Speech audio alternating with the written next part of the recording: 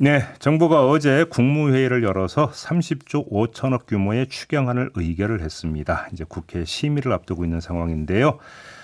자, 야당은 어떻게 평가하는지 궁금해서 이분을 스튜디오로 모셨습니다. 경제 전문가죠. 조정훈 국민의힘 의원 모셨습니다. 어서 오세요. 예, 반갑습니다. 일단 총평을 좀 해주세요. 어떻게 평가하십니까? 예, 사람이 굉장히 아픈데 지금 중독성 아주 강한 진통제를 썼거든요.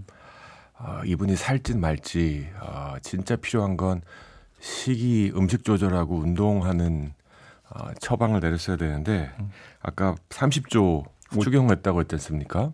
근데 또 하나가 20조 국채 발행했습니다. 네. 그러니까 돈이 없기 때문에 30조 더 쓰겠다. 20조는 국민 세금에서 국민들 호주머니에서 걷어서 나눠주겠다. 국채라는 거니까요. 저는 100번 양보해서 지금 현재 경기가 안 좋다.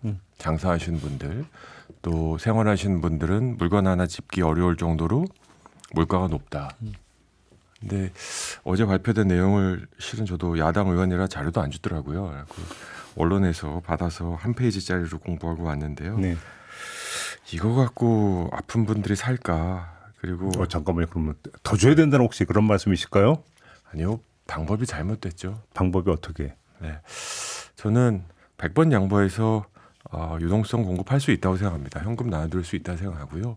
지난번 코로나 이후에 재난지원금 줬을 때 우리 뭐 안경 사고 소고기 사 먹고 했죠. 반짝은 경기 돌 겁니다. 근데 중독성이 너무 강하거든요. 뭐만 나쁘면 왜 돈 안 주지? 이게 포퓰리즘의 아주 전형적인 레시피죠. 우리 국민들에게 어떻게 하면 이제 고용시장을 살릴지 건강할지 체질 개선을 시켜드려야 되는데 네. 게다가 이거 빚내서 하는 거거든요. 두 번째, 이 추경은 반드시 물가를 인상합니다. 인플레이션을 불러들입니다. 화폐 경제가 기본이죠. 돈이 너무 많아서 물가가 올라가는데 지금 빚내서 돈을 더 뿌리겠다. 그리고 민생이 안정되기를 바란다. 아까 기재부 관계자분 나오셨나요? 그 뒤입니다. 뒤인가요? 의원님 인터뷰 뒤입니다. 곧 나오신다고 하는데 네. 얼마나 하기 싫었을까? 그러면 제가 한번 얼마나 하기 싫었을까? 추경안에 대한 세세한 평가 이전에 이제 큰 틀에서 지금 이제 비판이신데 그러면 어떻게 해야 된다고 생각하십니까? 체질 개선을 해야죠. 체질 개선을? 예. 지금 고용 시장이 불안하고 일자리가 없다는 거 아닙니까? 노동 시장이 너무 경직되지 않습니까? 지금 이런 상황에서 중대재해처벌법, 노란봉투법 뭐 다 하겠다는 거 아닙니까? 노동 시장 더 얼어붙겠는데 일자리가 더 없어질 텐데 그거에 대한 고민해야죠. 경기를 살리려고 지금 뭐 부동산 경기 살린다고 이미 다 지어진 주택 중에 미분양된 주택 사겠다. 이게 무슨 경기를 분양된 겁니까? 이미 시멘트 다 쓰고 이미 집 지은 거 산다는 소리인데 저는 한 번 정도 이렇게 쓸 수 있다고 생각합니다. 경기 부양. 그리고 뭐 당선도 됐고 이게 지금 뭐 나 찍어준 사람들 축하금 아닙니까? 솔직히. 근데 예를 들어서 추경은 추경이고 네. 지금 말씀하신 체질 개선 이제 근본적인 처방은 이제 산업 정책이나 이런 걸로 나타나야 되는 거 아닌가요? 그건 별도 트랙으로 잡아야 되는 거 아닌가요? 어떻게 보십니까? 그렇다고 본다면 예. 지금 굳이 20조를 빚내서 우리 앵커님하고 저하고 이제 세금 더 내야 됩니다. 많이 보시고 저도 세비가 있기 때문에 반드시 세금 내는 구간에 속합니다. 그 진짜 국회의원들은 세금이 어느 정도 내요? 갑자기 궁금해져. 저희 소득 기준에 해당하는 금액 1원도 받지 않고 다 내는데요. 예. 지금 20조 빚내서 주는 거거든요. 그러니까 어디서 하늘에서 뚝 떨어진 게 아니라 우리 국민 여러분들 이 방송을 들으시는 분들 열심히 일하시는데 조금씩 더 뜯어서 20조 나눠주겠다는 거거든요. 이게 무슨 효과가 있고 물가만 올리지 않을까? 근데 이제 그러니까 의원님을 비롯한 국민의힘에서는 이제 이런 문제가 나올 때 이제 항상 이제 국가 재정 이야기를 많이 하세요. 이제 국가 부채도 이야기를 많이 하고. 근데 이제 전문가들 이야기를 들어보면 다른 어떤 서방 선진국 이들하고 비교할 때 우리나라의 국가 부채 규모가 그렇게 큰 거 아니다. 이런 그 말씀들을 많이 하던데 이건 어떻게 받아들이세요? 저는 1000번 양보해서 동의할 수 있습니다. 예. 부채라는 거 있는 거죠. 있죠. 필요하면 빚 내는 거죠. 근데 매번 강조했지만 개인도 빚을 내려면 사업에 투자하는 거든지 그 빚을 갚을 만한 자신이 있어야 됩니다. 우리 지금 빚내서 쓰는 건데 그러면 뭐 경제가 좋아지든지 경제가 성장하든지 물가가 내려가든지 뭔가 빚낼 만큼의 자신이 있을 때 빚을 내는 거거든요. 근데 빚내서 한 방에 써버리는 건 개인의 입장에서는 골로 가는 길이죠. 근데 지금 그 말씀은 네. 경제가 좀 좋아질 기미 때 해야 되면 그때는 굳이 할 필요가 없죠. 왜냐하면 좋아질 기미가 있다면 다시 이제 상승 국면으로 간다는 얘기니까 문제는 바닥에 있으니까 어떻게든 끌어올려야 할 때 사실은 국가 재정이 투입되는 게 맞는 거 아니에요? 좋습니다. 돈을 써서 경기를 활리자. 근데 저는 어제 자랑스럽게 세입 경정하겠다. 돈 못 들어가는 거 인정할 테니 국채 발행했다. 근데 전공법을 쓰겠다 뭐 이런 발표를 했는데 그럼 우리 정부 때 지난 정부 때는 뭘 했나 봤더니 기존에 있는 예산 중에 집행하기 어려운 것들을 돌려 쓴 거를 그럼 반칙으로 표현한 거거든요. 어떻게 이럴 수가 있습니까? 정말 우리 600조, 700조 되는 국가 예산 중에 정말 허투루 쓰는 돈이 1원도 없다고 민주당은 정말 생각하는 겁니까? 저희한테 다시 맡겨주시면 이 30조 어디서 쓸 수 있는지 찾아낼게요. 이렇게 나가면 안 됩니다. 그러면 소비 쿠폰 지급하는 것은 말할 것도 없고 소상공인들의 부채 탕감 같은 경우도 더 비판적이시겠네요. 그러면 저는 조금 다릅니다. 이거는 저는 소상공인 재기 차원에서 1조 4천억 원 여기 지금 써 있는 자료에 의하면 특히 부채 탕감, 장기 부채 실은 이거의 그 연유가 시작이 코로나 때 이제 지지난 정부죠. 사회적 거리두기. 사회적 거리두기, 집합 금지, 영업 제한해서 이거에 대한 보상적인 성격이거든요. 그래서 국가가 국민의 재산권을 제한했기 때문에 공공의 목적을 위해서 이거는 보상할 필요가 있다고 생각합니다. 거기 동의하세요? 예. 저는 도덕적 해이 문제가 있지만 장사하시는 분들이 왜 이렇게 천문학적인 부채를 떠맡게 됐느냐. 네. 코로나로 인해서 방역에 협조하느라고 이 상태가 온 거기 때문에 이분들이 매출 조금 올라도 빚 갚고 이자 내고 나면 남는 게 없다 이거거든요. 이거는 구조조정적인 측면이 있습니다. 저는 이렇게 좀 맞는 건 맞다고 합니다. 부채 탕감은 동의. 예, 그건 구조적인 거니까. 그러면 소비 쿠폰은 좀 문제가 있다. 그러면 일단 그냥 소비 쿠폰 지급한다고 치고 그럼 거기서 그 발생할 수 있는 기대 효과는 어떻게 평가를 하십니까? 한두 달 반짝 소고기 사고 안경 사고 그냥 돌겠죠. 네. 근데 중독성 강한 진통제하고 똑같을 겁니다. 이게 맞으면 아픈 게 그냥 싹 사라지죠. 다시 태어난 것 같죠. 효과 떨어지면 다시 찾습니다. 그래서 중독성이라고 하는 겁니다. 네.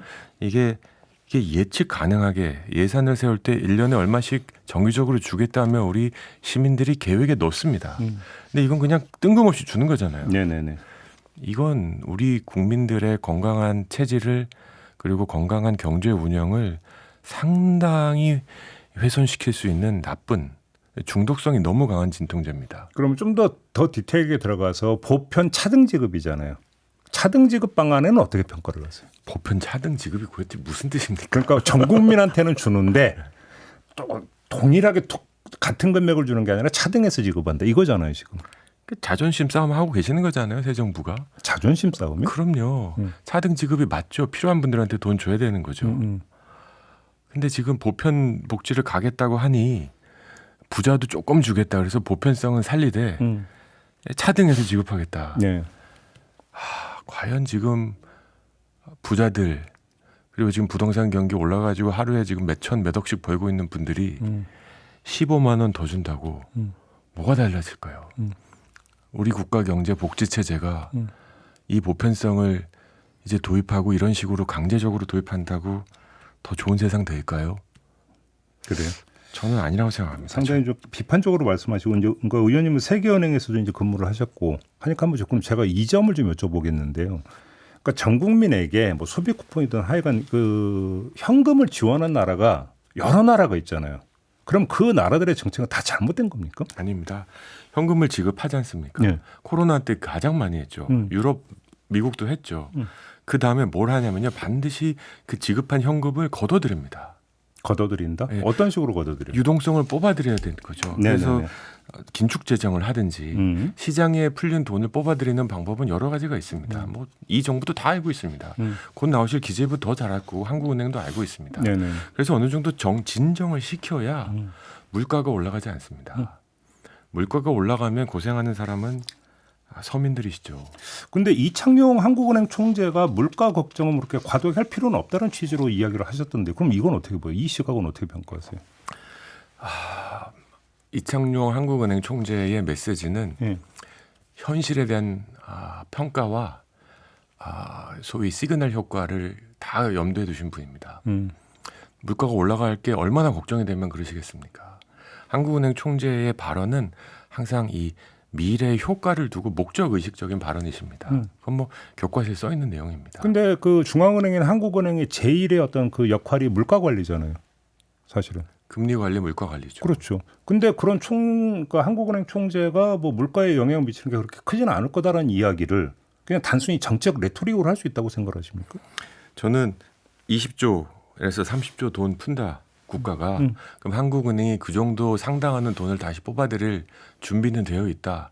뭐 기술적으로는 그럴 겁니다. 뭐 그러면 지금 의원님이 말씀하신 다른 나라 그 시스템 따라가는 거니까 그럼 큰 문제 없는 거잖아요. 그러면. 아니 그럼 왜 이걸 하냐는 거죠.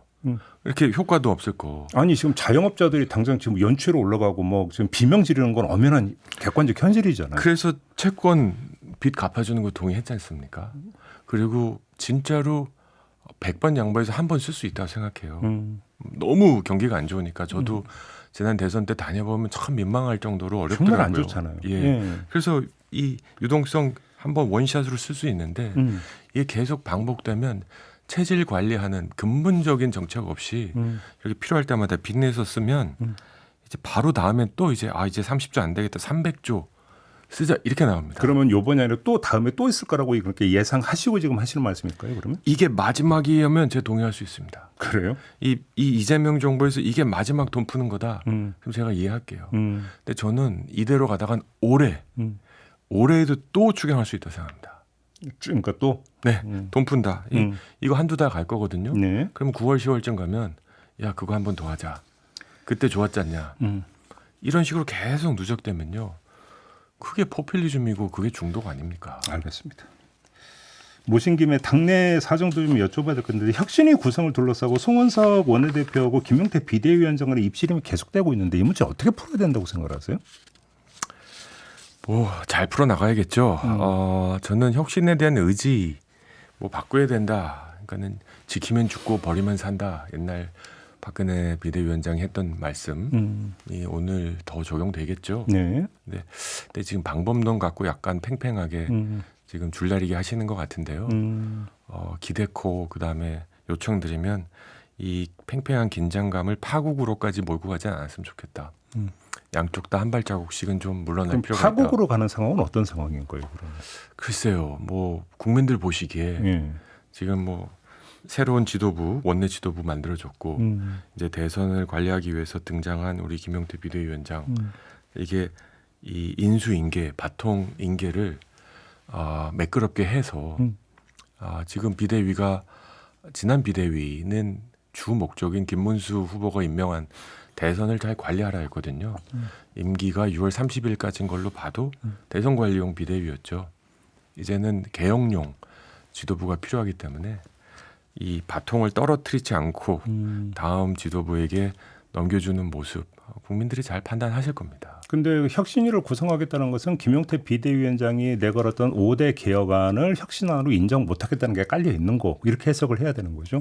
그건 아니라고 생각합니다. 그래요? 저는 김용태 뭐 이름을 거론하기 전에 지금 현 비대위원장의 그 제안은 반성과 책임의 성격이 더 강하다고 생각합니다. 오히려 김용태 비대위원장의 반성안, 책임 이건 맞죠. 뭐 어떻게 하자 과거 우리 당론을 어떻게 하자. 근데 혁신은 이제 내일 미래를 어떻게 하자인 거거든요. 그리고 우리 당에 필요한 변화의 내용이 그 5가지가 전부다라고 생각하는 사람은 당원과 지지자 중에 아무도 없으니까요. 알겠습니다. 그래서 저는 한 가지 제안 드리면 우리 김용태 비대위원장이 전권을 갖고 있는 혁신위원장이 되셔도 좋겠다 싶습니다. 그렇게 네. 비대위원장 겸 네, 아니요. 그 어차피 지도부는 이제 이제 그거 넘기고 임기는 이제 30일로 끝나니까. 이제 전당대회 하실 동안 그 혁신위원장을 맡아서 그게 아이디어일 수도 있겠네요. 예, 전 당원들 지지자들한테 전국을 다니면서 아이디어를 듣고 새 비대위에 강력하게 요청하시면 김영태 비대위원장님의 개혁 이미지도 더 부각되고 우리 알겠습니다. 당도 도움이 될 거다 싶습니다. 모신 김에 이것까지 여쭙고 마무리해야 될 것 같은데요. 대선 직전에 한 학부모 단체의 기자회견을 주선하신 적이 있어요. 그죠? 근데 보도가 나왔습니다. 이 뒤에 이제 그 리박 스쿨이 있었고 이 학부모 단체가 속칭 가짜 학부모 단체였다. 이런 보도가 있었습니다. 어떤 입장이세요? 뭐 상임위에서 제가 밝혔고요. 그 배경은 이렇습니다. 그 전주에 민주당에서 교사 우리 학교에서 가르치는 선생님들의 정치 활동을 허용하겠다라는 기자회견을 하셨습니다. 저희 우파 정당의 입장에서 절대로 수용할 수 없는 안이었고 이거에 반대하는 5개, 6개 단체가 기자회견을 하겠다. 그래서 대선판에는 이제 기자회견하고 우리 지지하겠다 분들을 그냥 하루에도 10번 이상의 기자회견을 하시거든요. 그래서 기자회견을 주선해줬고 그분들을 저는 거기서 처음 뵀습니다. 잘 몰랐다. 모 영상에서 나온 그 녹취록에도 다 나옵니다. 손효숙 리박스쿨 대표는 잘 아세요? 처음 뵙니다 그때. 근데 뉴스타파의 보도에 따르면 손효숙 대표가 그 의원님 이름을 여러 차례 거명하면서 기자회견 뭐 준비하고 있대 이런 식으로 이야기를 했다고 지금 그렇죠. 보도가 기자회견을 하려고 하니 뭐 다 나와라 뭐 이런 얘기였던 것 같아요. 네.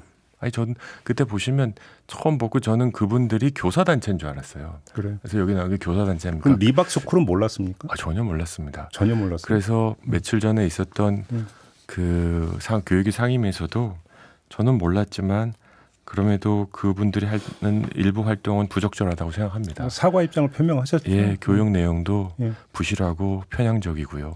그래서 부적절하다고 얘기했고 뭐 국민 여러분께 사과하는 말씀드렸습니다. 알겠습니다. 다음부터는 좀 더 신중하게 네네. 기자회견을 섭외하도록 하겠습니다. 네, 맞는 말씀이신 것 같습니다. 마무리하겠습니다. 수고하셨습니다. 네, 감사합니다. 조정훈 국민의힘 의원이었습니다.